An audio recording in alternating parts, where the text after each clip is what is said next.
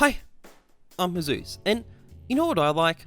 I like some really nice profit. I mean, who doesn't, right? And here's some really nice profit, the autograph capsules from the last three majors, and here's how much you would have made if you invested in them and were selling them today. About 45 cents from the PGL capsules, about 30 cents from the Boston capsules, and about 10 cents from the London capsules. Pretty sweet, right? They just seem like an awesome investment. It looks like they go up and keep going up. I mean, God, wouldn't it be awkward if you were a skins YouTuber who advised against buying them during the last two majors? Oh, I wonder what YouTuber with a Donald Trump avatar might have done that. But hey, let's not linger on the mistakes of the past. Let's look to the future instead, because IEM Katowice 2019 is just around the corner, and it's going to be bringing with it 3 brand new autograph capsules to invest in. One of which is even going to have Big Dick Stacy's big dick in it. And sure, Valve did tell him to tone down his initial design, but personally I thought it looked more like Floppy Dick Stacy rather than Big Dick Stacy, to be honest, so a redesign could be for the better. And here's the thing, if these autograph capsules can make me an investment profit as well, they're literally going to contain my 2 favourite things in the world, which is a prospect that's definitely making me very, very excited right now. But before I lose control here, we're going to take a closer look at these capsules to see whether they really are guaranteed winners. So, the modern autograph capsules were introduced at PGL Krakow. There've been plenty of autograph capsules before that, and they've generally been good investments, but this was the first time they'd all been rolled into one capsule with gold stickers added to boot, and they were definitely pretty popular with investors. You can see here the amount that were listed on the market after each major's respective sticker sale, and plus 10,000 rep to the bottom scorer for preserving this information, by the way. Now, if we assume that the numbers listed on the market were 1/5 of the total number bought by investors, which is probably about right, but we'll look at that more later, that would mean investors bought about 1 million PGL capsules, 5 million Boston capsules, and 2 million London capsules, which, aside from putting about $2 million straight into Valve's pockets, it meant that there was a colossal number of these things in circulation. I mean, just compare these quantities to the quantities of hollow and foil capsules listed on the market at the end of their sticker sales. Now, hollow and foil capsules are 6 times more expensive than autographs, so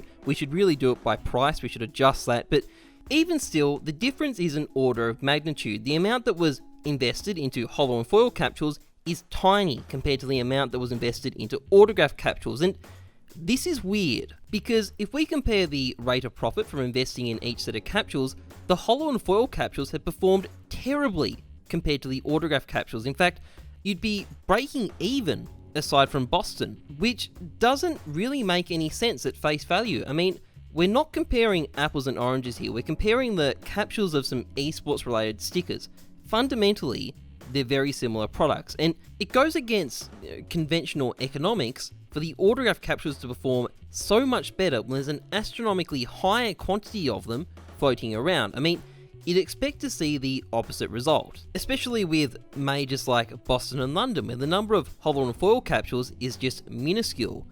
But even if it doesn't make sense in theory, the numbers aren't lying. The autograph capsules really have been selling like crazy. And this chart really shows you what's going on. This is comparing the number of listings on the market today with the number of listings on the market at the end of the sticker sale, and expressed as a percentage. So the smaller the percentage, the more of an item that has been sold. So for example, that 4% you see for the PGL autographs means that there's 96% less capsules listed on the market than there was when the PGL Krakow sticker sale ended. So in short, the smaller the percentage, the better an item is sold. And as you can see, it's obvious that the autograph capsules have sold significantly better than the hollow and foil capsules. There's a smaller fraction of them left on the market at every single major, which is remarkable because there were so many more of these autograph capsules to begin with. There was an order of magnitude more of them to begin with, but they've been sold, and make no mistake,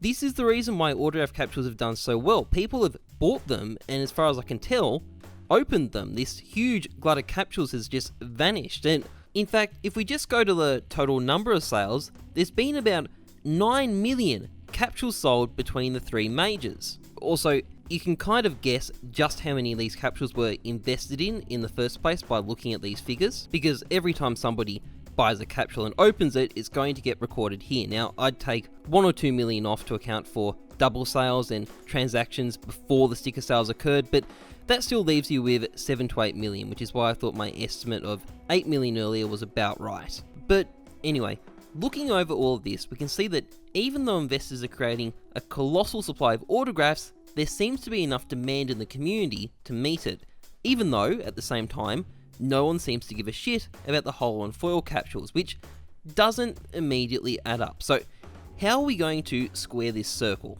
Well, one explanation might be that holo and foil capsules are old. We've had them for ages, since the second ever CSGO Major. Now, that one technically didn't have foils, just holos, but still, they've been around for a while, and people might be getting bored. Well, by comparison, autograph capsules with their golden signatures, they're new and exciting, and at a surface level, it does look like there's been a drop-off in interest in London autograph capsules, and this may have some truth to it. I mean, I'm sure this is an actual problem that holo and foil capsules are suffering from. We've had so many of them at this point that there's probably not much more of an appetite for another crappy batch of stickers anymore, but it isn't quite so clear-cut with the autograph capsules, because yes, it might look like there's been a drop-off in the London stickers. I'm sure some people have noticed this, but it's not really a fair comparison with the capsules from the other two majors, because London is so much more recent. These capsules have had about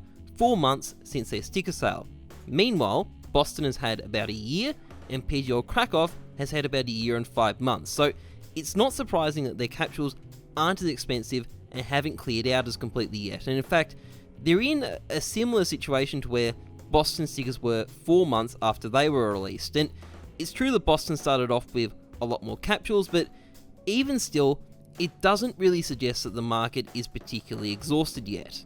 And it's these Boston autograph capsules that are actually the sticking point for me, because if we look at the total amount that's been spent on them on the Steam community market using CSGO, there's been about $1.5 million spent on them during the past year and a bit. And if you compare that to the MLG Columbus holo and foil capsules, which was an extremely popular capsule at the time, there's been a bit less than $1 million spent on them over the span of about 2 years and 10 months. The Boston capsules have really outperformed it in a very dramatic fashion. And I have an idea about what I think is actually driving this. Now, it is just a theory, I can't prove it, but I think it provides a pretty good explanation for what we've seen with these autograph capsules. Basically, we all know that if you open a case, you lose about 40% of the money in the long run. People pay a premium for the fun of potentially opening a rare item, and my theory is that something pretty much the same is going on with autograph capsules. We all know that they've got rare gold stickers you can get from them, and I think it's possible that the premium people are willing to pay to open up autograph capsules is actually more than 25 cents. In other words, people are willing to pay more than the price Valve sets for them just for the fun of opening them, regardless of the average cost of the items inside, which essentially guarantees that once they go off sale, people will keep opening them until their price is higher than 25 cents. Not necessarily immediately, if there's tons of them around, but given some time, they eventually will. Which more or less suggests that provided you're willing to be a little bit patient, you're more or less guaranteed to make some money if you invest in these things, barring the game itself dying or something. So I'm certainly planning on investing in these things during IEM Katowice, and if you're looking for some low risk profits, these things might be exactly what you're after. And if it doesn't work out, at least you can unbox some Big Dick Stacey stickers. Anyway, that's pretty much it for this video. If you enjoyed it, please like, comment, subscribe. Otherwise, trust the numbers, not your gut. I'm Jesus. Thanks for watching. See ya.